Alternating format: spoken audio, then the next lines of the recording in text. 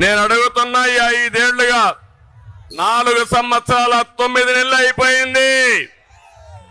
Cinema అయిపోయింది. తొందరలోనే పోతారు వీళ్ళు. నేను మిమ్మల్ని అందరినీ ఒకటి అడుగుతున్నా, సమాజంలో ఏ ఒక్క వ్యక్తి అయినా ఆనందంగా ఉన్నారా అని మిమ్మల్ని అడుగుతున్నా. 5 సంవత్సరాల్లో మీ జీవితాల్లో మార్పు వచ్చిందా అని మిమ్మల్ని అడుగుతున్నా. మీ ఆదాయం పెరిగిందా అని మిమ్మల్ని అడుగుతున్నా. అంటే మాయ మాటలు ఎవ్రీడే చెప్తున్నారు ఈ ముఖ్యమంత్రి. నేనేదో పనిచేసా బటన్ నొక్కానని. తమ్ముడు, నాకు కథ జ్ఞాపకం వస్తా ఉంది. ఒక రాజా అనే వ్యక్తి ఎప్పుడు సైకిల్ ఎక్కి తిరిగేవాడు. ఏ కష్టం లేదు, పెట్రోల్ ఖర్చు లేదు, ఎక్కడికి పోవాలన్నా సైకిల్ మీద దూసుకెళ్లిపోయేవాడు. సాఫీగా జరిగింది. ఒక వ్యక్తి వచ్చాడు, అతను అడిగాడు, నువ్వు నాతో రా, నిన్ను బ్రహ్మాండంగా స్పీడ్గా తీసుకుపోతాను, స్వర్గాన్ని చూపిస్తానన్నాడు. Motor bike ఎక్కించుకున్నాడు. కొంత దూరం పోయాడు, పెట్రోల్ అయిపోయింది. పెట్రోల్ కొట్టించమన్నాడు. అతను అనుకున్నాడు, ఎక్కాము,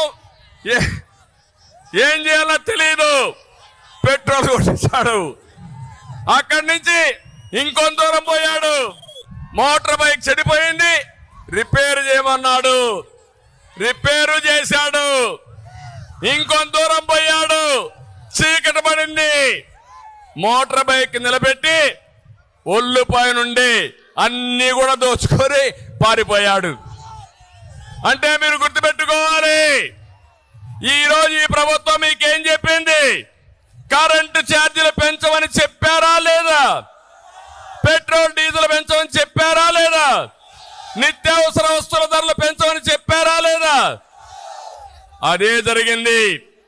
పెట్రోల్ పోయించడం అంటే పన్నులు వేయడం, రిపేర్లు చేయించడం అంటే ఎక్కడికక్కడ ఇష్టానుసారంగా అన్ని విధాలుగా దోచేయడం.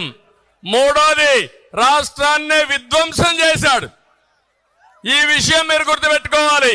ఈ రోజు ఈ జిల్లాలో ఏ రోడ్డైనా బాగుందా తమ్ముళ్ళు అని మిమ్మల్ని అడుగుతున్నా. ఏ కాలువైనా పూడికి తీశారా అని మిమ్మల్ని అడుగుతున్నా. ఏ డ్రైనేజీలైనా పూడికి తీశారా అని మిమ్మల్ని అడుగుతున్నా.